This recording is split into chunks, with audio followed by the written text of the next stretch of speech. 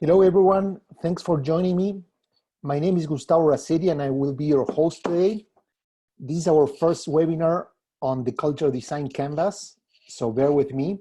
I mean, we've been working with this tool for a long time, but this is the first time we're doing a training like this.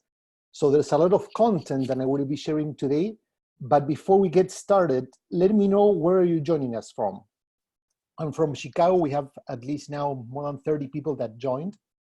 So there's a chat box you might be seeing on your right side probably. So if you mind sharing, where are you joining us from? I already got a response, someone from Spain.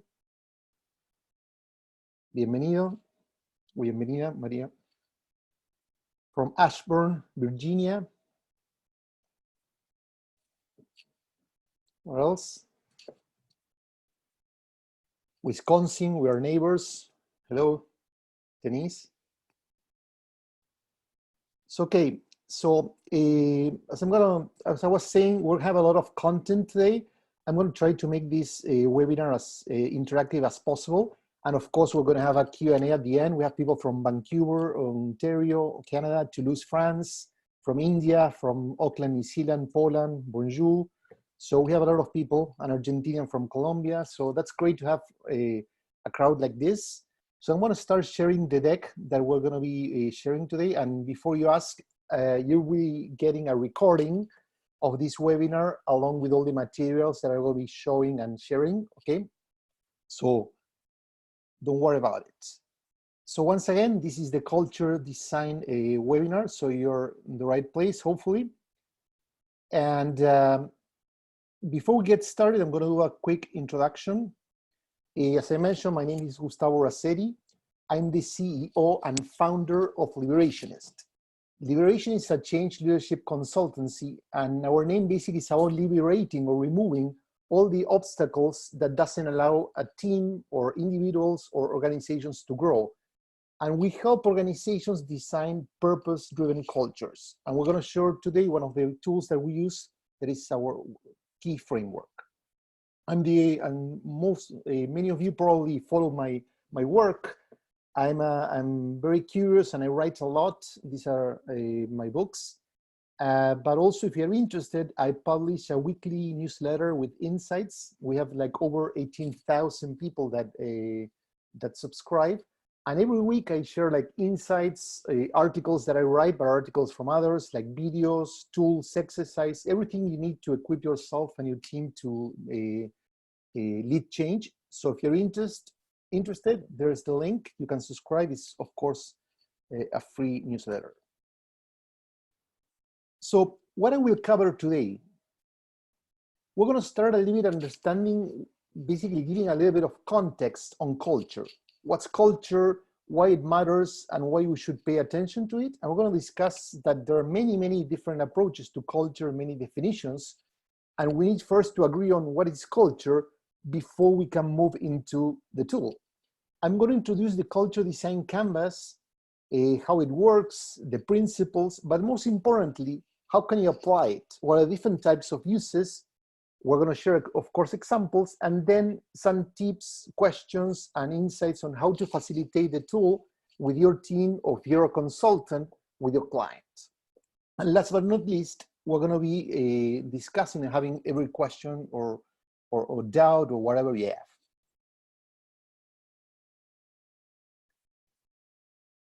The important thing about culture is a sustainable competitive advantage. Some people say that it's the only sustainable competitive advantage. I won't say that because that's what I work on, and so I want to be biased. But what's important is people can copy your product, people can copy your technology, but they cannot copy who you are, how you behave, and the way you people act together. So Glassdoor says, based on all the research and analytics, that 2020, the decade, not the year, is going to be the decade of culture-first companies. There's been a lot of conversation and discussion about how important culture is, but still, many CEOs don't treat culture as a priority. They understand that it is important, they understand that it has business implications, but it hasn't become as important as it should for most organizations.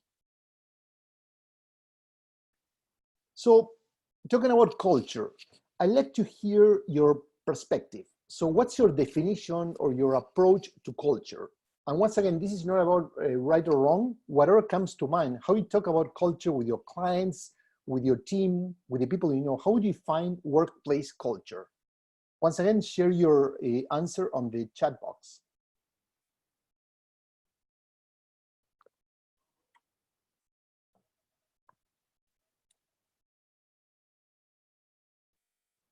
We always have a delay between the audio and the participants, but so we have people that say that culture is a combination of values and behaviors, the things that we do, how and why, the ritual norms, the way we do things, how we do things around here. It's walking the talk, a manifestation of our group choices. So a lot of great, interesting definitions. And I like that many of you are talking about having a purpose or values, but most importantly, that you talk about habits and behaviors and rituals. Because for me, one of the biggest mistakes that many companies do is like when they think about culture, they only think about the mission or the values, and that's it. But in the end, culture is what people do, and what people do that really matters. So if we don't bring the culture to life through those behaviors, our values, our PowerPoints, our culture decks means nothing. Another important aspect is when clients ask me, okay, what do you do? And I say, well, I help clients design their culture. And I say, well, but that's a one-time job, because they think of culture as something static. Basically, okay, I define how my culture is and I'm done. And the biggest issue is culture is something that's a living creature. It's always evolving, it's changing. You make adjustments as you go, as Jeff Bezos says on this quote, right? It's the lessons you learn along the way. So you need to be involved in designing and building culture continually, not just once. It's an everyday task for leaders and for their teams as well. Also, there's no right or wrong kind of culture. I mean, there are cultures that are healthier and some cultures that are toxic, of course. But in the end, I'm going to be sharing today many examples, and the idea is not for you to say, that's the way to go, but it's to inspire you or to challenge your thinking. But each company needs to design its own culture. There's no such a way that we need to be like Google or like Netflix or whoever. Each company needs to build the culture that it deserves and what's right for them. So as Jack Ma says on this quote, it's not about being the best, it's about being the right culture. And a right culture attracts the right kind of people, the people that you need to make great things. So you might have heard about Edgar Schein, one of the gurus of culture in America and the world. And he talks about that there are aspects of culture that are really evident and explicit and clear or visible, but there are many, like the bottom of the iceberg that you don't get to see. The culture is invisible. So one thing that is important to take into consideration today and every day you're working on culture is not what leaders sees, is not what leaders think the culture is, but it's everything that happens, and most importantly, how the people that are part of that organization see the culture. So it's not one side of the culture, but there are many perspectives, and we're going to discuss that companies' cultures are built not of one person's view, but it's also the collection of many subcultures. So we know that culture is important, right? But it matters because it impacts the business, so business performance. There are some measures that show that a company with a strong culture compared to similar companies in the same kind of industry can perform 20 or 30% better. McKinsey has a study that actually shows that some companies can perform even like 300% more than others due to the strength of their culture. So this is very important because many times we think of culture as something soft and how people feel, but culture has a direct implication on how we perform as a business. It attracts the right type of talent, but also rejects the people that we don't want to work at our company. Most importantly, when you have a culture that thrives, there are fewer things that you need to make explicit or explain. You don't need many rules when people know how to behave, how to work, and how to collaborate in your type of culture. And last but not least, your culture can hinder your potential or it can push you into the future. So design the right type of culture will help you propel your organization and grow. So this is for those that are not familiar, this is how the culture design canvas look. It's inspired in terms of structure and approach on the business model canvas, but rather than focusing on what's your business model, it focuses on what's the culture that you want to have, or the culture that you have, and how can you make it better. It has like 10 building blocks, as you can see, starting by the purpose and values, and then the different elements. I'm going to explain one by one, but most importantly, I'm going to give you some tips on what you need to consider when you're working with a canvas, and also, of course, share some examples. One thing that people say when they see this, there's a collection of elements, but actually, when we work on the different iterations and versions of this canvas, we finally understood that we need to capture the 3 key elements of the workplace culture. So even though all the elements are connected, on the right side, we have the emotional components from the culture. When you go into the center or the core, it's more about the mindsets, our beliefs, the values, the purpose, how we think about our culture. And last but not least, on the left side, all the key elements that define how we behave, how people behave in our organization. Sorry about that. So this tool that is really simple and straightforward has a lot of legs and ways of utilization, but the most important thing is, what are the key benefits? First, we think that organizations need to become more purposeful about their culture. So it's not an ongoing conversation. Many companies have a set of 5, 10 values, maybe a statement like it's a mission, sometimes even a purpose, and that's it. And they believe that that's basically their job is done. Versus understanding that they need to spend more time into understanding how the culture is, how they can evolve it, but also how it's perceived across different departments or teams. Mapping your culture with this canvas basically is going to help you drive clarity. So you're going to connect the different dots, understand what's working, what's not, make sure that everyone understands what your culture stands for, and it's gonna make it easier for your team to align toward your culture.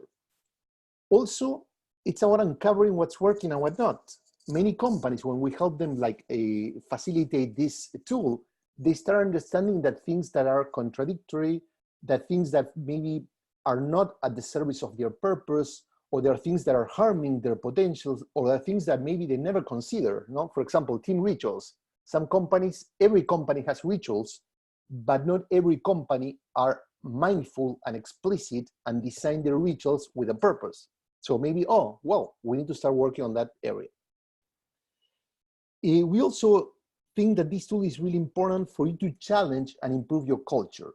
Rather than thinking, okay, my culture is perfect, I have a good culture, culture is like a living beast. It can always get better, and you need to nurture it. So you need to challenge what you have today in order to get it better and better. That's how many great companies operate. And last but not least, this tool allows for an ongoing conversation, not only among the leadership team, but also across teams and across different employees. There are basically like 3 key ways that you can apply the canvas. So if you're a company that's an established company and you think that you have a, let's say, clear or established culture, and you have maybe documents or elements that really bring that culture to life, at least in words, This tool will help you map your existing culture, right? And put all those elements together in a visual way in one page. But then you can also be, maybe you're a startup, you're a new company, you're going through a merge, an acquisition, or you believe that your culture is not that clear. You have some elements, but they're all over the place. Well, this tool can help you design that future culture. And last but not least, like having this tool, it's also a great way to upgrade your culture. As I mentioned, you have to grow, you have to nurture, you have to make your culture become better, so you can define what's your current culture, what's your future culture, and start like defining what are the things that you want to improve, add, change, or update. Now, for example, your values. From time to time, your values might lose like a relevance, or there are some rules or norms that maybe make sense when the company was launched, and now you need to tweak them. Or there are some areas that people need clarity, and you need to create some kind of guidance or clarity for them to understand how to behave. So as I mentioned, we have like 3 areas. We're going to start with the core. So basically, the area that has to do with the mindset of the company that establishes the direction and where we want to go as an organization. Not more a future forward, but also the principles that it's going to define how we want to behave and what's acceptable and what's not acceptable as an organization.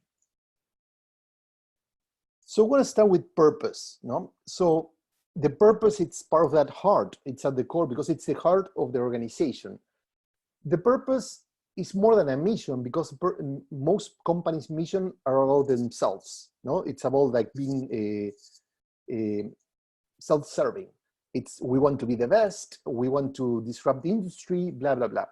But a good purpose, it's about the impact that you want to create in your people first, but also in your clients and in the community.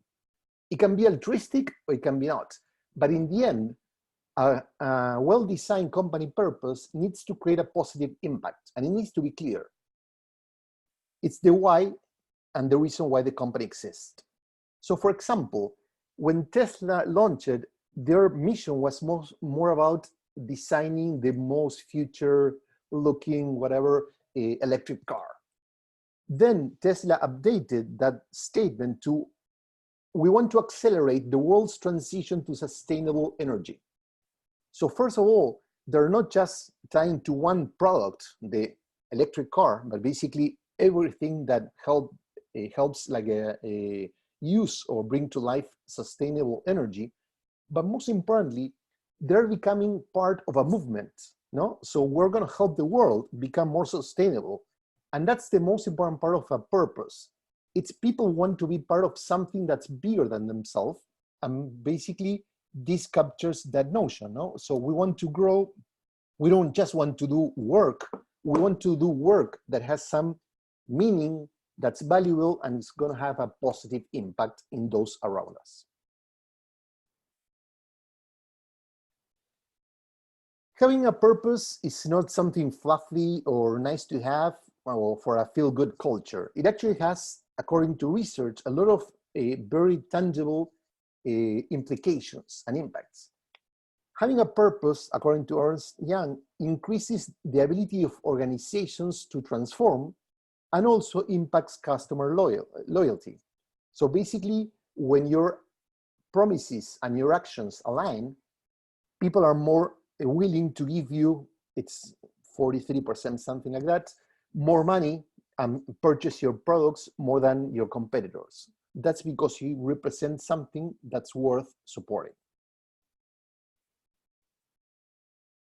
On top of the purpose comes the values. And most companies have values, which is an important element. But for me, is first we need to define the purpose and then how these values are going to help bring that purpose to life.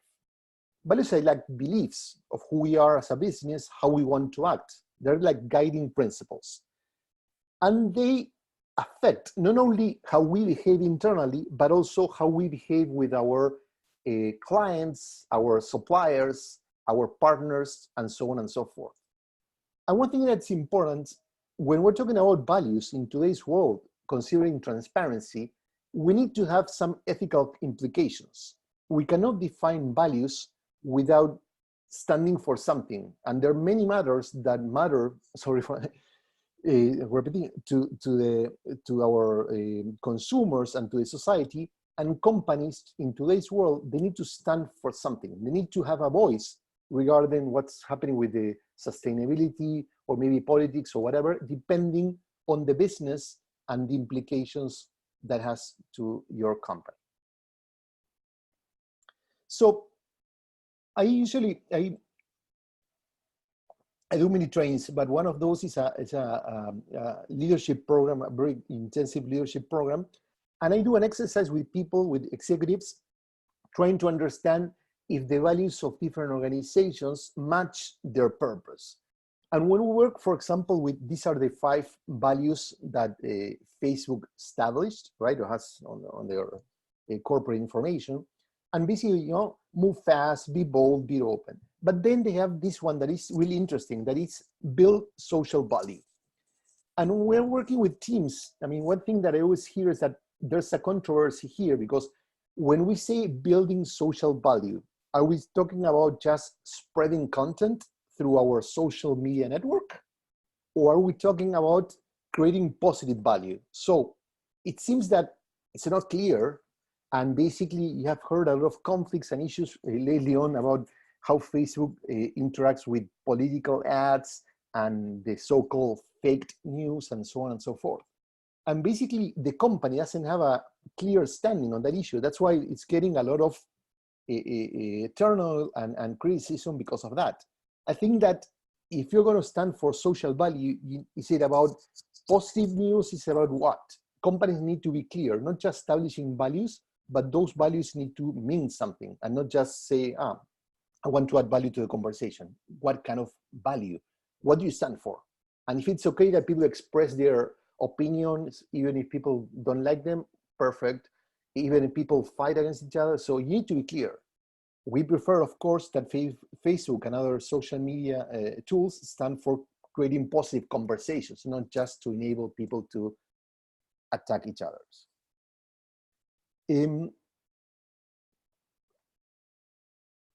These are, for example, Pixar's values, and it's very interesting, no? Because it shows a criteria of how the company operates. You know, for example, Pixar is a very creative organization, multi-billion-dollar company, have done produced very huge successes like Toy Story 1, 2, no? But the most important thing is when it comes to make a choice, Pixar prefers people over ideas because they believe that nurturing their talent is more important than the ideas it's like an outcome. But as a culture, they prefer to have people that get along well, that work well together, than maybe having one person that is really talented, has great ideas, but is not a team player. So this is telling you the values, this is what we accept, and this is what we don't accept. It has a very interesting approach to, I mean, they try to avoid the business jargon. Actually, they don't call these values, no, they call them principles. And one of them is quality is the best business plan. So it's basically tells you it's a company that doesn't want to do too much Excel spreadsheets and PowerPoint presentations. It's about, we have the bar high and we want to make sure that every movie that we produce is the best possible. Another thing that it's interesting is that everybody should be able to talk to anybody. And in that sense, they promote a very open culture. It doesn't matter if you're a junior designer and then there's this huge director that won the Oscars. Anyone in the company can interact with everyone. There's no formal layers. And in the end, they believe that the great ideas can come from anyone. That's why they prefer people to the ideas themselves. And this takes us to a very interesting point, which is, we talk about purpose, we talk about values, but in the end, what matters is how we bring those to life. So this is a definition I heard many years ago, and for me it's very important, which is culture is that behavior that we reward and punish. Some people get, oh, punish, what do you mean? It's not about firing people, maybe, but it's basically about being very clear about what kind of behaviors you stand for. There are many companies that promote collaboration. We want to be very collaborative. But then they promote a manager that maybe it's the less collaborative, it's a backstabber, plays only on his or her best interests. No? So the message that they're sending is, okay, we talk about collaboration, but we're not really collaborative. So here are some examples of companies. For example, the All Blacks, New Zealand's, there were some people from New Zealand here, New Zealand's national rugby team. They have a criteria which is no dickheads. No matter how well you play, if you don't behave well, we don't accept you as part of our team. Another way of showing what are the things that we reward and behave and punish, it's, for example, Spotify. They say that the ideas win, not highest paid grade. So when it comes to discussing different ideas, they're not going to, that was the COO, okay, we take your idea, like it happens in many companies. No, they're going to focus on quality, not on who presented the idea. In that same direction, when you're designing a purpose of a company, the purpose is not something fluffy. It needs to make sure that you as a company and as an organization stands for something. And in that sense, if it doesn't cost you anything, then it's not worth having. Take, for example, CVS. Like 5 or so years ago, CVS decided that it didn't make sense that if they stand for helping people on their path to better health, that they will sell cigarettes. So the CEO took a brave and courageous decision, which is they stopped selling all tobacco products. So you have some kind of reference. That means that they basically cut 2 billion, no? So 2 billion, not 2 million, 2 billion annual sales because of removing that. But in the end, the company was able to offset that sale and continue growing. And also what's most importantly, it's that the clients, CVS clients, not only stop, of course, buying tobacco at CVS because they didn't sell, but 38 of them stopped smoking across all, no? So whatever. That's really important, no? So that's the impact that the brand created. I mean, they stood for what they were preaching. They helped their customers, or 1/4 of their customers, 1/3 of their customers to stop smoking, but also they continue growing because the customers can kind of reward them for that. Another example is Patagonia. No? Patagonia revisited their purpose last year, and basically they said, you know what, we are in business to save our home planet. So that's their commitment. They don't just sell stuff like outdoor clothing, but basically they really believe that they have a role. And in that sense, what they punished, they sued the US government for reducing protection of national parks. But then they became a little bit more political, which is weird for a company, but interesting. And they endorsed 2 US Senate candidates who were vowing to protect public lands. So this might sound a little bit extreme, but I think this is showing us how companies are becoming more vocal and more consistent, and we're going to see more and more of these examples. So that's basically the core. Now I'm going to move into the emotional culture, okay? So the right side of the canvas. And every company, sometimes I heard clients say, we don't have an emotional culture. Actually, emotions get in the way. Well, as Sigal Bart said, which is one of the most renowned experts on emotional culture, she says that every organization has an emotional culture, even if it's one of suppression. So your people might not address their emotions, but in the end, everyone has emotions, right? So this takes us to a notion of psychological safety, no? How safe is your culture for people to express their ideas, to speak up? No? Can they take risks? Can they challenge the CEO? Can they say what they really think, or they need to adapt and fall into group things? So psychological safety, according to Google, it's the #1 concept that can make or break a team. No? So it's critical to have this. No? So safe is not just, I feel comfortable. Safe is creating a space for people to speak up and be honest and actually challenge themselves to become a better company. So in the case of Pixar, for example, they have different criteria. No? But one thing that for me stands out is this, the idea of trust means trusting someone even when they screw up. In most companies, we trust people when everything goes fine.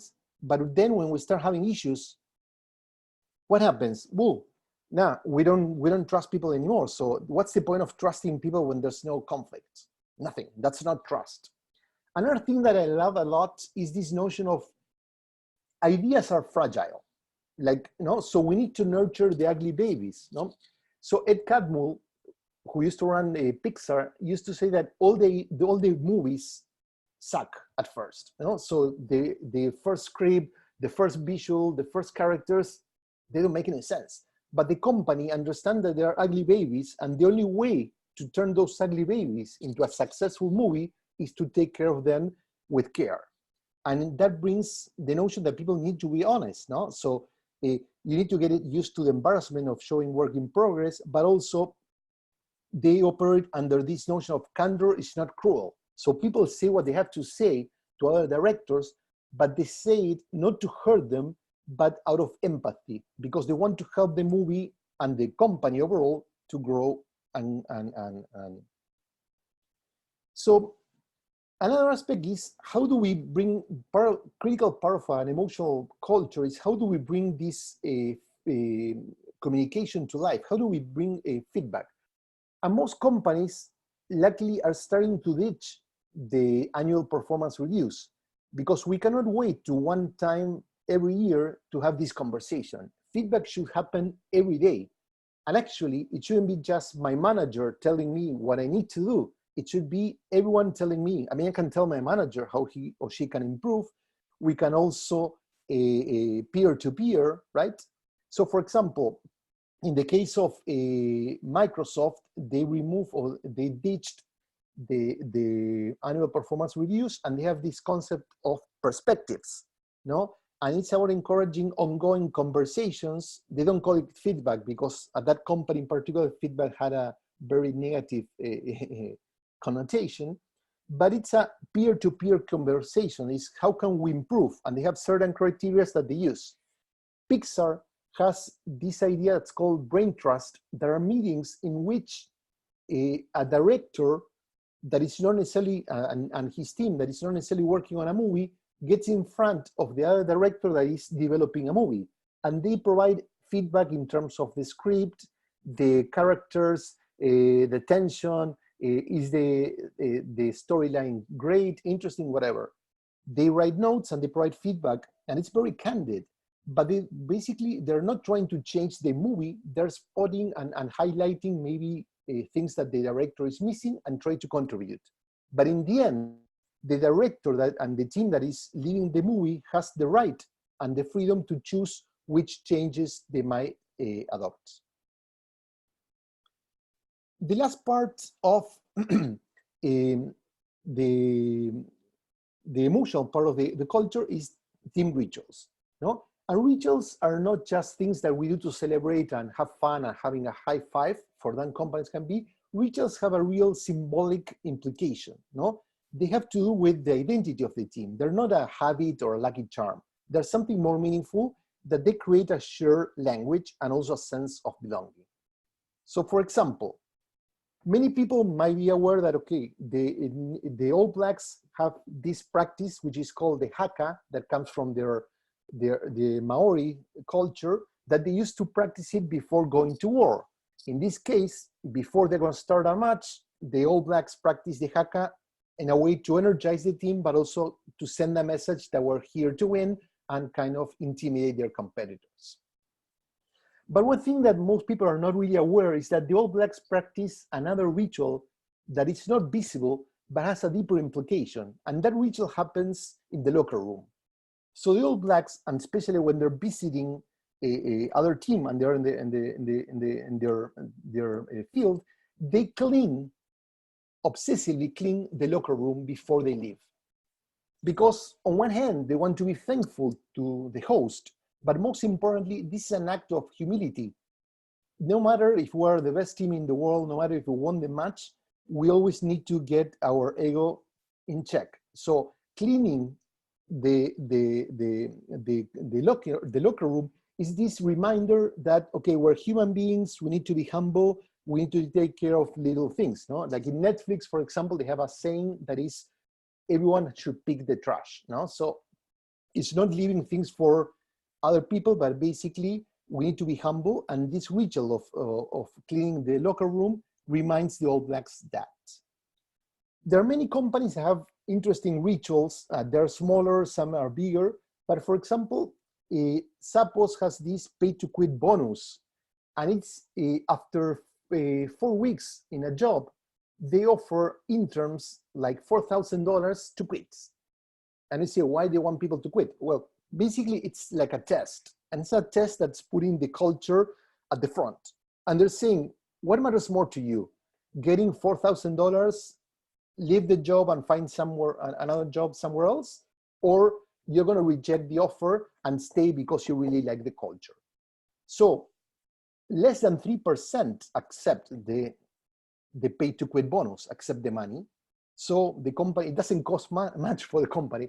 But what's most important is, from a positive psychology perspective, if you reject $4,000 and you stay, basically you're going to be so motivated because you're going to think that, oh, I make the best decision I could and this is the best company. So this ritual actually sends a great message and helps people like be re-energized, and basically not everyone can work at Gustavos, but if you stay, you're going to make this culture thrive. Okay, so I want to see, do you have any types of rituals that you practice with your team on your company, or maybe that you have worked with your clients that you want to share in the chat box? It could be a ritual that you use to launch a team, a ritual to welcome new employees, rituals for celebrating wins, ritual to recover from a loss. No, maybe you lost a client or a project and you need to re-energize the team, or to kick off a new project. Do you have any ritual that you practice? Or if you don't, maybe you can say no.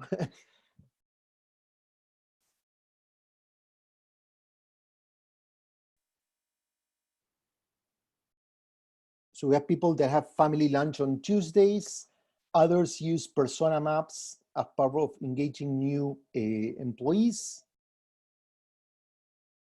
Review center rules before each meeting starts. Someone says that no, unfortunately. Okay, perfect.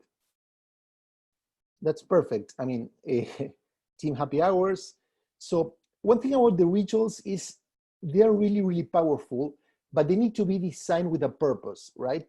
And sometimes rituals happen like out of their own, and then you can identify and make them better, right? But in the end, the important thing about rituals is they bring people together. So rituals should be more than just having a beer with friends. That is great to have them, but it needs to have a deeper meaning, and something that people, if you remove it, people is going to hear, no, I'm run out of free beer. No, it's, oh, we're losing that moment to connect as a team or whatever. No, so if you're having lunch together or having a happy Friday with beers or whatever, make sure that that means something, no? That it has a purpose. Usually rituals have a beginning, a middle, and an end. So it has like a journey that makes that ritual part of what it is. So you need to be mindful on that. Last but not least, I'm going to cover the rational part of the culture before we get into applications. Rules. So the bottom part of that of the canvas addresses the need to have rules and norms. And most organizations have rules. Many are written and some are not, right? But in the end, what matters is, are those rules treating people like adults and showing that you trust them? Or are you having rules like most companies that are telling people what to do? And in the end, if you treat people like kids, they're going to behave as such. So a perfect example is Netflix travel policy. It's 5 words. Do what's best for Netflix.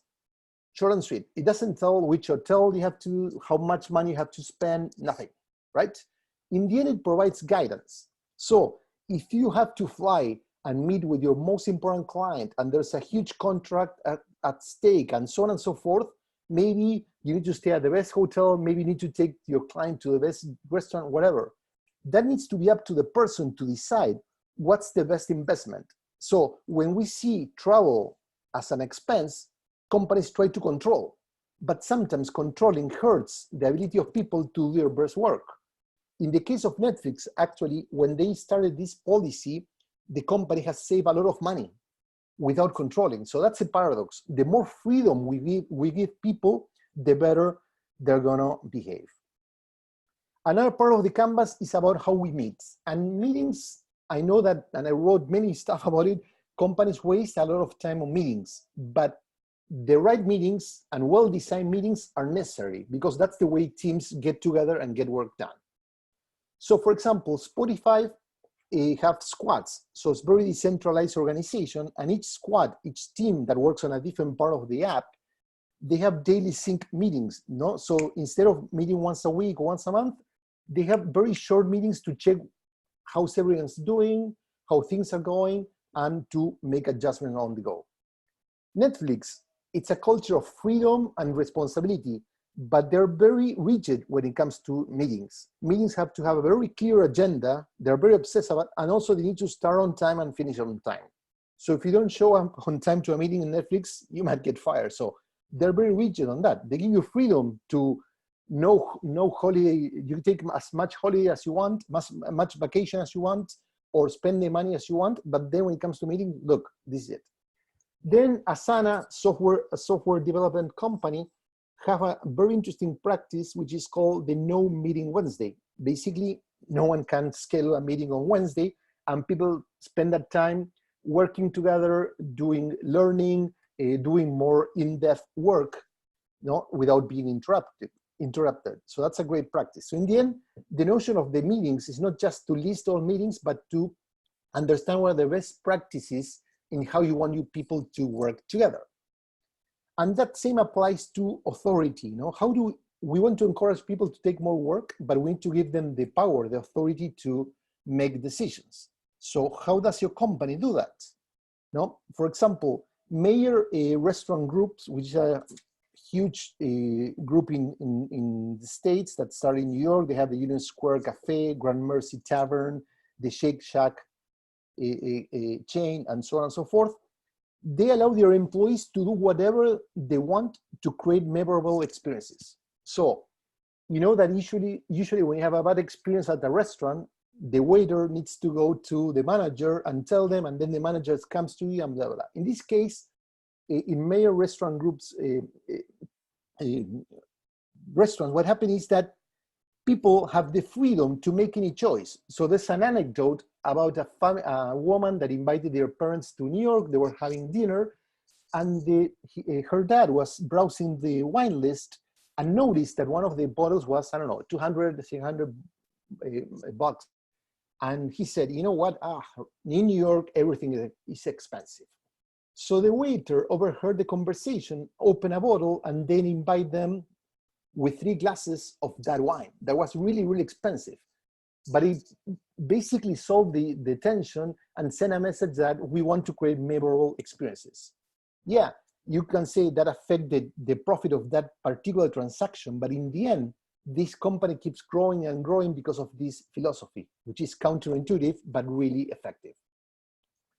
In many companies, like for example, Netflix and Spotify and Zappos, they're empowering their employees to make decisions. And managers are more like, let's say, wise people that provide context and give guidance and are only to be consulted when you have doubts or you need some advice. But you don't need to go through your manager, like in most companies, to make decisions. Then, when it comes to long-term, more strategic decisions, Netflix assigned what they call a captain, maybe someone leading a new initiative, a new project, and that person is allowed to make the decision. The person needs to consult other people in the company, but in the end, he or she can do whatever he wants. So this is a way of how can we start distributing authority, which in most companies doesn't really happen. Now skip this. So I covered the 3 elements of the culture design canvas, and this is how, for example, Netflix canvas looks like with all the aspects, And as I mentioned, Netflix is a culture of freedom and responsibility, It encourages people to make decisions, but in the end, they For example, they prioritize performance even over effort and star players even over adequate performance. So Netflix also offers a bonus for people that are adequate performers. You might be bright in any other company, but if you're not part of what they call an A team, no, in a dream team in Netflix, they don't want you. So it's very free, no? See all the policies, act in Netflix best interest, do what's best for Netflix, take vacation, blah, blah. They have a lot of freedom, but in the end, to do things, if you don't perform at your best, we don't want you. So when you start seeing all the things connected, there are really interesting stories that show how a company not only thinks, but also behaves in the emotion and a rational side of it. There are some other tools. I'm not going to walk you through, but for example, the culture tension canvas that helps you capture the emotions, mindsets, and behaviors that drive the company forward, liberates the company or blocks them, that basically help keep the culture canvas updated. And we also have this culture experiment canvas, which is once you identify an area, let's say I want to design a new team ritual. So this tool will help you work on designing that ritual, setting up the experiment, testing with your people before you scale it and implement it. So to wrap up, I mean, if you were to use the canvas, first you need to define what kind of culture you want to be today and in the future.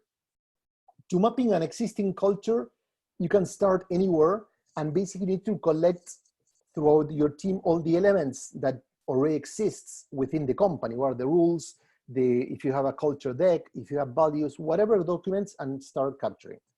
If you're about to design a new culture, the first step would be to define the core. No? So what's your purpose, what's your values before you get into the other areas.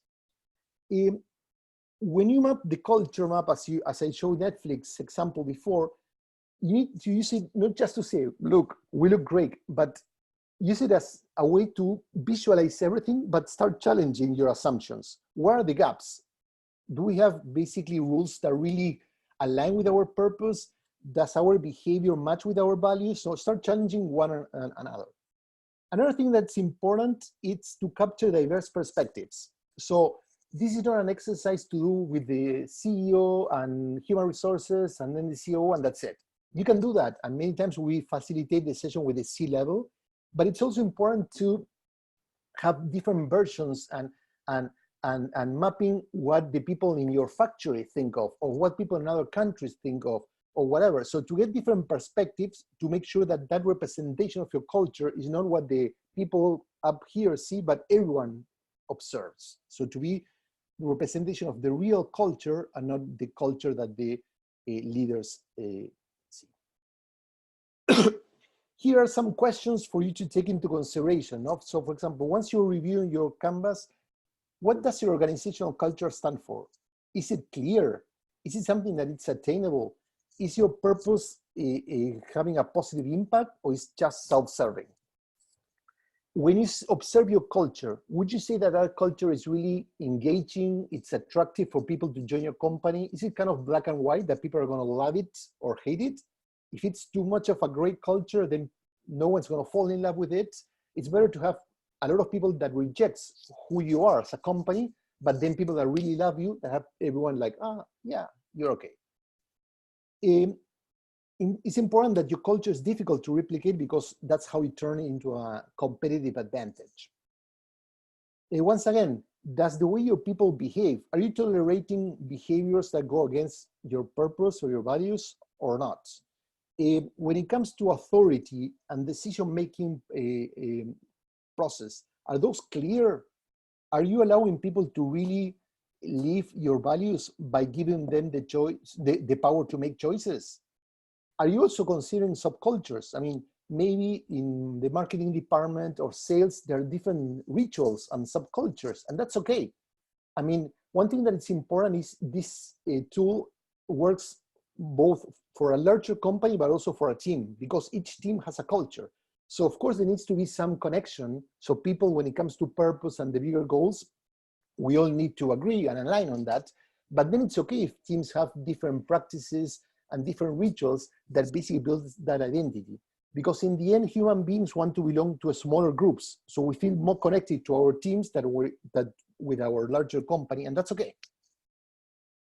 Okay, so wrapping up, and before we go into a Q&A, if you have any more questions, I mean, I know we have a lot of content and I can spend hours on this. We provide master classes that are half a day. If you want to become a better or an expert facilitator of this tool, we're going to start next month, one in Chicago, of course, but then we're going to be doing more in US and Europe. So if you're interested and you want to learn more, shoot me an email. You have my address there. And if you want to know if we might take you, we get 2 or 3 people that you want to do that, that's going to be great.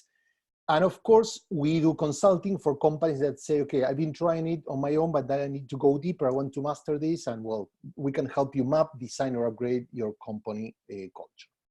So now it's time for you to Q&A. I know some people making comments in terms of Anish, if we're coming to London, we might, if we get 2 or 3 people there. One additional question and process step that I find is crucial. Do we agree on what the words in our person customer mean from their assumption? And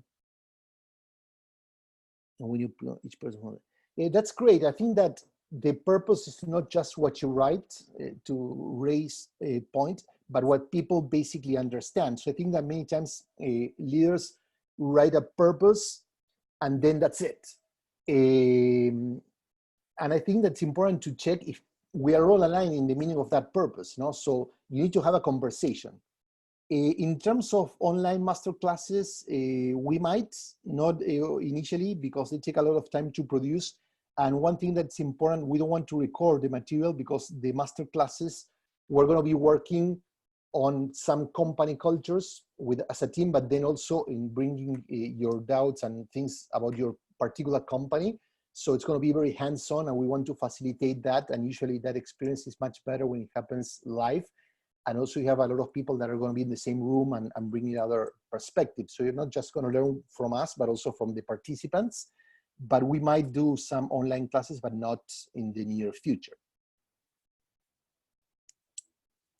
Did you create the culture canvas? Yes, I created it and I registered it, but it's free to use if you download it.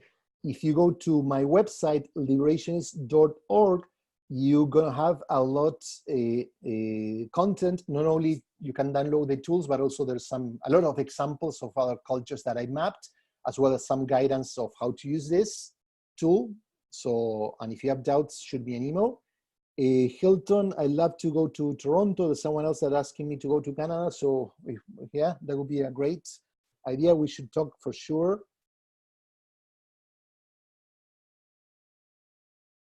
Thank you for the great words. Do you think it's useful to use the Canvas to map current culture and look to how you want to alter? Yes, absolutely. I think I mentioned that. If not, sorry.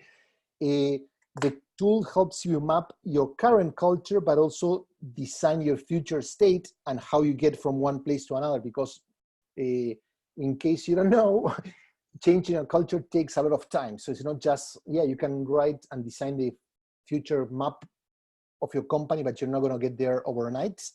That's why it's important to do quick experiments and start moving on, no? So, do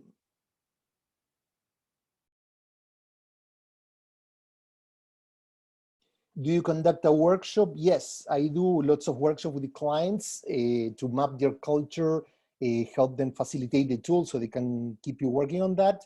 And once again, I also give them a report. What are the issues that I observe? I'm very challenging in the way I facilitate, so I'm not just putting the content in Paris. I'm going to basically push the company to see what are the contradictions, what are the issues, and how they can't do that, no? And how often should we revisit the canvas? I think that there are some things that you need to revisit more frequent than others. Like, for example, the rules and how you make decisions, because you need to be course correcting. But when it comes to your purpose and your values, I mean, once you have them clear and you're happy and your people understand them, those you shouldn't be changing that often. I mean, actually, those should be more long-term. As I mentioned, Patagonia had a purpose and they changing last year, but they changing after maybe 20 years having the previous one, no? So I hope that answers your question. The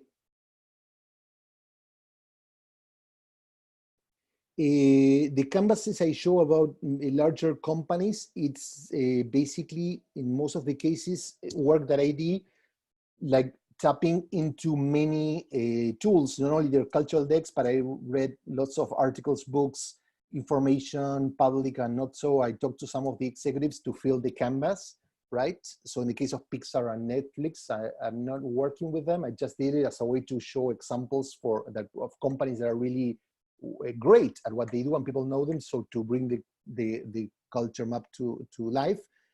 Of course, I'm working with a lot of companies, and that process is kind of confidential, so I cannot share. No?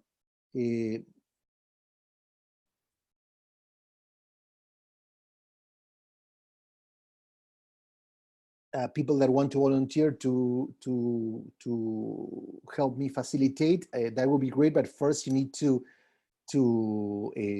take one of the trainings, no, to make sure that we know that you have the right experience and we have worked together before putting you in front of one of our clients and teams. The canvas can definitely be used for teams or business units as well, and many times it's a great exercise. Not all companies are going to do this exercise, so don't wait for your CEO to say, look, we're using this canvas. You can start with your team, and actually it's the best way to kick it off, because it's easier to map your teams or department culture and then share it with other people and share it from, no, merci for sharing. Culture cannot be imposed. How can I change it? Of course, culture cannot be imposed for sure, and that's why it needs to be co-created with people. And I always repeat this: you need to bring people to this conversation, and they need to be part of this exercise. So if you do it on your own and then impose it, it's not gonna work. The stinky fish, yes, use it in some cases to address tensions, but the tool that's most importantly that I shared before, very fast for definitely, is the culture tension canvas. So it's kind of a tool that basically helps people identify what are the outcomes that are positive and negatives, and what emotions, mindsets, and behaviors are hindering us or are liberating us. And that's basically a huge discussion to have and very tough to facilitate, but I love it, to get a lot of inputs and opportunities for what I call cultural tensions that definitely are going to help you fill this map.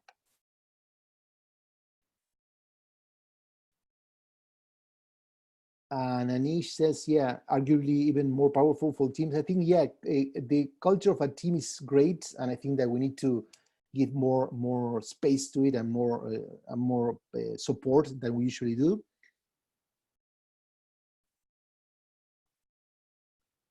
Who should be available from the leadership team? It all depends.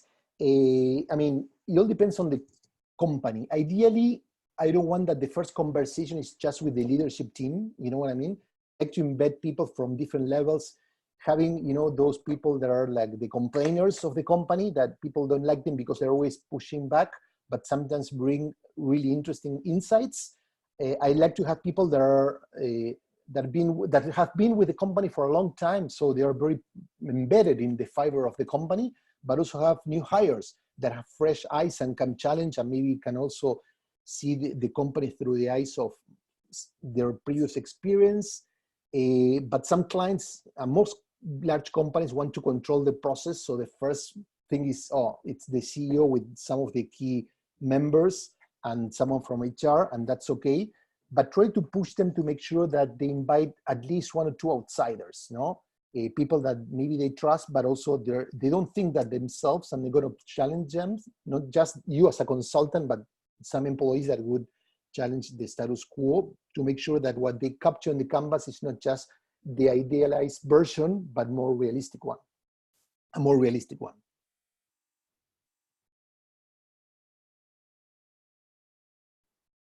Thank you. There's a lot of thank you and great comments. I appreciate your support and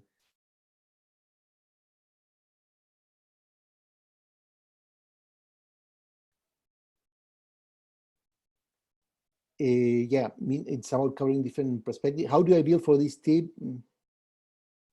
It all depends. I mean, I'm not going to share my pricing strategy, but basically, I don't charge by the hour in any work I do, because I don't think that's the right way to do, because I'm sharing my expertise of 30 years working with clients, not. But basically, I charge by module. So if it's going to be a one-time workshop with some assessment and then some reporting at the end, that's a session. It might cost X. Some clients want me to help them at the very beginning of the design, but then get engaged into designing some experiments, putting those experiments together and see what happens. So that's perfect. When we'll be receiving the recording? Today, later today. So whenever I get it from Zoom, which is the first time I'm using these tools, I'm getting used to it for a webinar. I'm gonna send the recording to you guys via email. So later today, in a couple of hours, you should be getting it. So any other question? I mean, it's a little bit over time. I don't have an issue. I have some bandwidth here because I want to make sure I cover all of your questions. If there's any question I missed, because there was so many, which is great.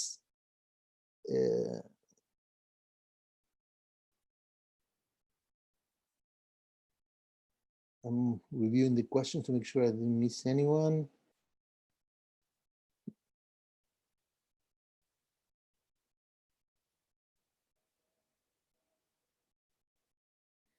There's a question about how we sustain the gains. And once again, when you're making changes, like anything, it's about building habits. So if you introduce a new ritual, a new rule, a new value, you need to practice it over and over until people adopt it. And basically it's about how you design that experience, the experience of building new habits and not just saying, now we're gonna do this. And that's where company fail. They try to change behaviors without changing the mindset and the habits of the team. So persistence is key for people to adopt. Like start with baby steps, but practice them often. Before you get started. It was fully mapped existing code before working on desired culture. Yes, I mean, I think it's like a basic strategy principle. Before you define where you're gonna go, you need to understand where you are first, because every company has a culture. Even if they haven't defined it, they have it. Even they never thought about it, there's a culture. I need to understand what that culture is through the different eyes of employees. But also, your current culture is like your foundation. So there's both good and bad elements. You need to uncover what are the positive elements that are helping your team and why people connect, why people are working there, and build on those and make sure that you take them to the next level. But also what are the elements that are hurting your culture. Those elements sometimes could be a problem because not only you say, I want to remove these, but if there are long-time practices. So for example, I was working with a company that they told me that the head of HR, the chief HR officer, had a policy that was, I don't want to hear any bad news, which is ridiculous, right? But basically it meant that people were silencing all conflicts, because imagine that if you cannot share with HR the issues that you have as a team, as an organization, what can you expect of your boss, your colleagues, and the leader of the company? So those are things that are interesting. In terms of metrics to monitor the culture, that's a great question. I didn't address that because of time and on purpose for two reasons. I don't have any particular way of tracking this canvas, and I don't think we should.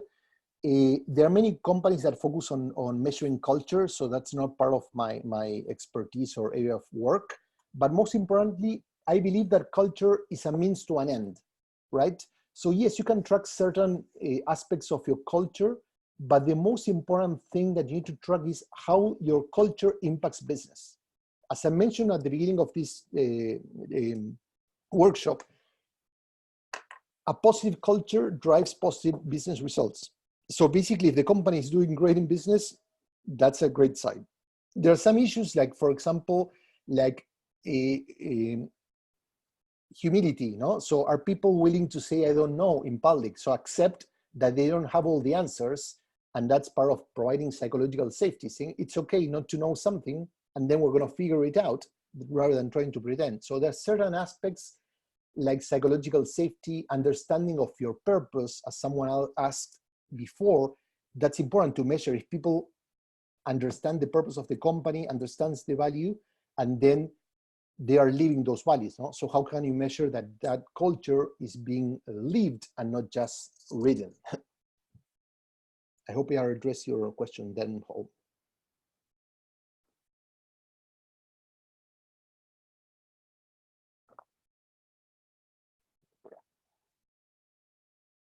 So, okay, last call. If we don't have any more comments or questions, I'm going to stop the webinar.